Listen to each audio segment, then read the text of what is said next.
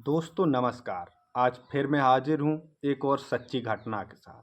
दोस्तों, आज की जो सच्ची घटना है वो है हमारे राजस्थान में स्थित एक ज़िले की। जिस ज़िले में एक गांव पड़ता है, जिस गांव के अंदर शहजाद आलम नाम का व्यक्ति अपने घर में माता पिता के साथ बड़े ही खुशहाल तरीके से अपनी ज़िंदगी को जी रहा होता है। शहजाद आलम करीब 24 से 25 साल का होता है, जिसकी शादी के लायक उम्र होती है। शहजाद आलम की शादी उसके माता पिता एक पास ही के गांव से अच्छी सी लड़की देखकर उसकी शादी कर देते हैं। शहजाद आलम की शादी हो जाती है और शहजाद आलम की ज़िंदगी बड़े ही खुशहाल तरीके से चलना शुरू हो जाती है। शहजाद आलम जब अपनी ज़िंदगी को बड़े ही अच्छी तरीके से जी रहा होता है कि तभी कुछ महीनों का समय बीतता है और शहजाद आलम की जो पत्नी होती है, उस शहजाद आलम की पत्नी शहजाद आलम के ऊपर आरोप साबित करती है कि ये नपुंसक है, ये किसी काम के लायक नहीं है, ये शहजाद कुछ नहीं कर सकता, ये नपुंसक है। जब शहजाद के ऊपर ऐसा आरोप लगाया जाता है तो शहजाद की पत्नी उससे तलाक ले लेती है। जब शहजाद की पत्नी उससे तलाक लेती है तो अभी तक ना ही उसके गांव वालों और ना ही रिश्तेदारों और किसी को इस बारे में पता चलता है कि आखिर इन दोनों का तलाक हुआ तो क्यों हुआ। लेकिन जब तलाक होकर कोर्ट कचहरी में मामला पहुंच जाता है तो इस बात का खुलासा भी हो जाता है। जब खुलासा होता है तो उसकी पत्नी इधर तलाक लेकर चली जाती है और शहजाद अकेला अपने गांव में अपने घर में किसी को मौत दिखाने के लायक नहीं बचता। शहजाद इतना अपने आप में गिल्टी फील करता है कि वो अब घर से बाहर निकलना भी बंद कर देता है। शहजाद ऐसे ही धीरे धीरे कुछ समय अपने घर में अंदर बैठे बैठे गुजार रहा होता है कि तभी उसके दिमाग में आता है कि वो एक हकीम और वैद्य से मिलता है जाकर, जो उसे दवा देता है। शहजाद उस दवा को करीब 1 महीने तक खाता है, जिससे कि उसे अपने शरीर में परिवर्तन दिखाई देता है। और इधर शहजाद गांव वालों की जो बातें होती हैं और रिश्तेदारों की बातों से परेशान आ चुकता है, तो वो अब सऊदी अरबिया जाने के लिए अपने एक एजेंट से बात करता है, जिसके थ्रू वो कुछ दिनों बाद सऊदी अरब चला जाता है। शहजाद जब सऊदी अरब पहुंच जाता है तो वहाँ उसका एजेंट उसकी एक जॉब लगवा देता है, जहाँ पर शहजाद पूरे मन के साथ उस जॉब को और अपने काम को करना प्रारंभ कर देता है। शहजाद पूरी शिद्दत के साथ उस काम को कर रहा होता है, लेकिन शहजाद पर ज़्यादा काम की लोड होने के कारण शहजाद उस काम को भी नहीं कर पाता और वो उस काम को भी छोड़कर एक इलीगल तरीके से सऊदी अरबिया में रहना शुरू कर देता है। लेकिन वो अपने ही तरीके से काम को ढूंढ रहा होता है कि तभी उसकी एक सऊदी अरब के शेख से मुलाकात होती है। उसे भी एक ऐसे ही आदमी की ज़रूरत होती है जो उसकी गाड़ी को चला सके, क्योंकि वो जो सऊदी अरबिया का शेख होता है वो अपना ऐसा ही बकरी और भैंसों का धंधा किया करता था, जिन्हें खरीदने का और बेचने का उसके पास गाड़ी होती है, जो उसे चलाने के लिए एक ड्राइवर की ज़रूरत होती है। शहजाद आलम उससे मिलता है और अपनी सारी बातें उस शेख को बताता है, तो शेख उसे अपने यहाँ नौकरी पर रख लेता है और उसे एक अच्छी सी सैलरी देता है।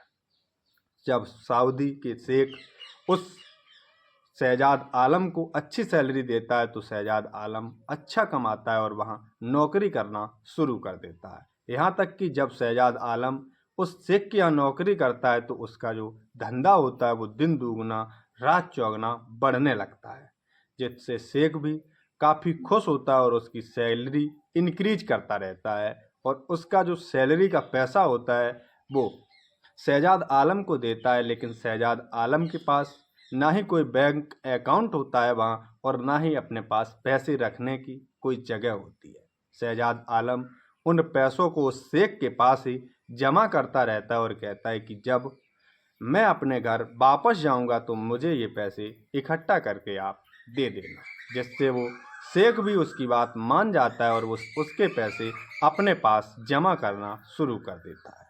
करीब जो शहजाद आलम होता है वो करीब उस शेख के यहाँ 5 से 6 साल तक नौकरी करता है, जिससे उसका मोटा पैसा भी अब उस शेख के पास जमा हो जाता है।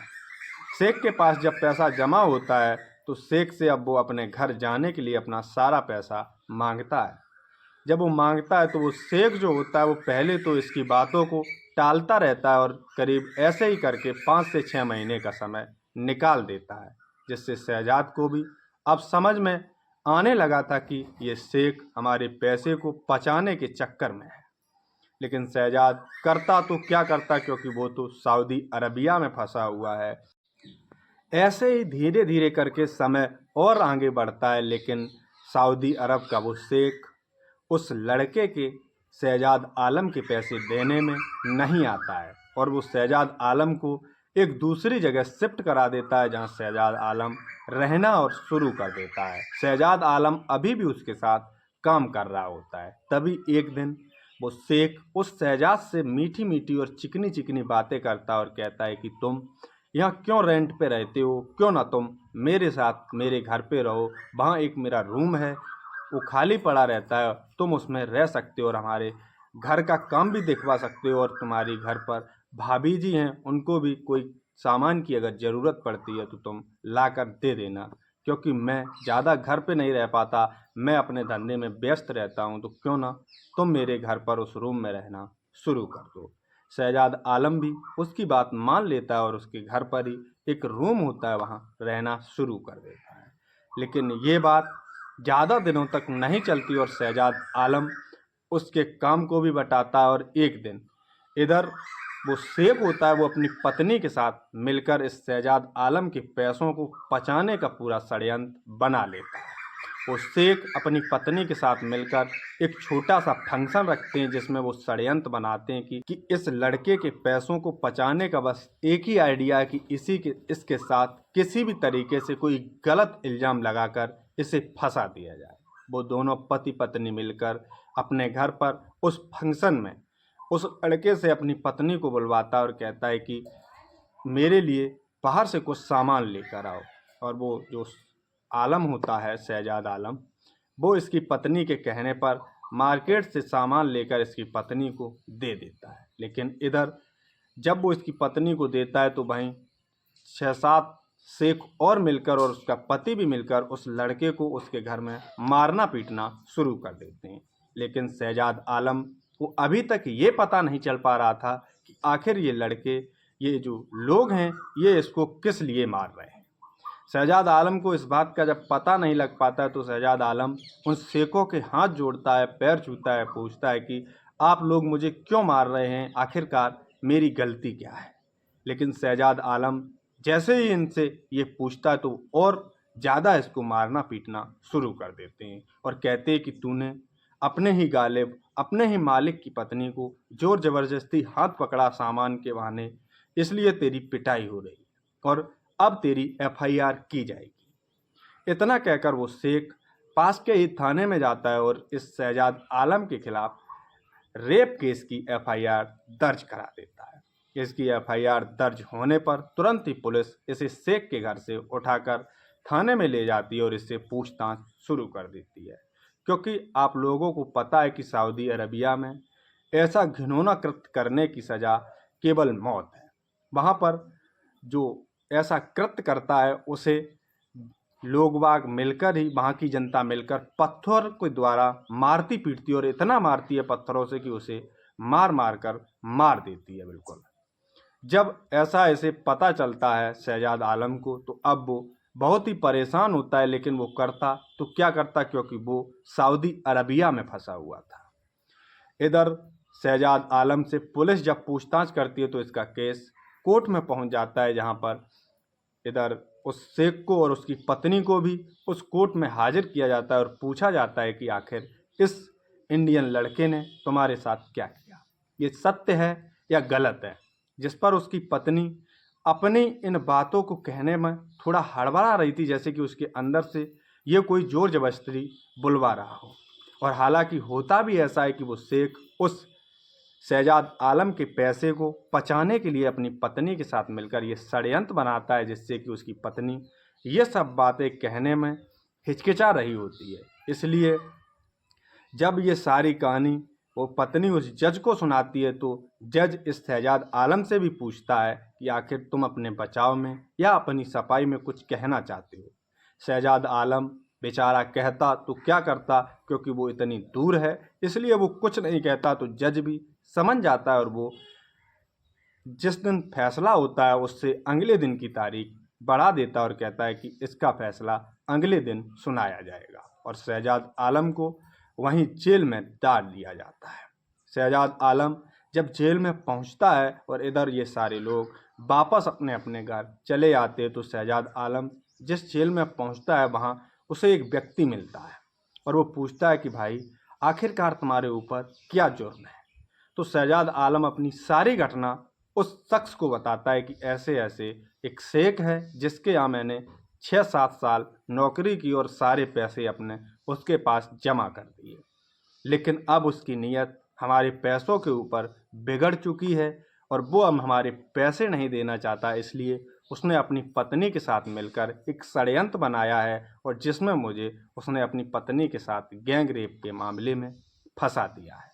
वो व्यक्ति जैसे ही इस बातों को शहजाद आलम की सुनता है तो वो कहता है कि अब तुम्हारा मरना तो तय है, मैं तुम्हें एक तरीका बताता हूँ जिससे हो सकता है कि तुम बच जाओ। और वो उस शहजाद आलम को वो तरीका बताता है कि तब तक अगला दिन आ जाता है और इन सब की पेशी कोर्ट में की जाती है। शहजाद आलम फिर से कोर्ट में पेश किया जाता है और इधर से वो पत्नी और काफ़ी सारे लोग कोर्ट में पहुंचते हैं। जब उस पति और पत्नी से जज दोबारा से पूछताछ करते तो वो फिर से वही कहानी इन लोगों को बताते हैं।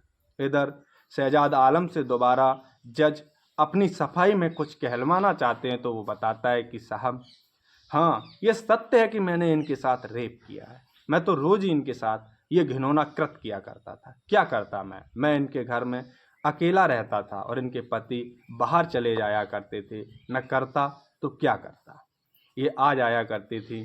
जब ये सारी बातें वो लड़का झूठ बोल रहा होता है शहजाद आलम, तो इधर उसकी पत्नी को ये सब अच्छा नहीं लग रहा होता है, क्योंकि वो एक इज्जतदार महिला होती है और उसके ऊपर कीचड़ उछाला जा रहा था। वो उसकी भी दिक्कत और परेशानी और दबाव होता है कि वो भी अपने पति के दबाव में ये सब झूठ बोल रही थी। लेकिन जैसे ही उसके ऊपर ज़्यादा कीचड़ उछाला जाता है तो तुरंत ही वो अपने कानों को मूंदती है और जज साहब से कहती है कि साहब ये कुछ नहीं है, ये लड़का सब कुछ झूठ बोल रहा है। इसने ना ही मुझे कभी पकड़ा, ना ही मेरे साथ कभी इसने कुछ किया। हाँ, ये बात सत्य है कि मेरे पति ने मुझसे ये सारा झूठ बुलवाया, क्योंकि इस इंडियन लड़के के बहुत सारे दिनों से ये हमारे यहाँ काफ़ी सालों से नौकरी कर रहा था, तो इसके बहुत सारे पैसे हो जाने के कारण मेरे पति ने मुझसे झूठ बुलवाया और इसे फंसाने की साजिश रची।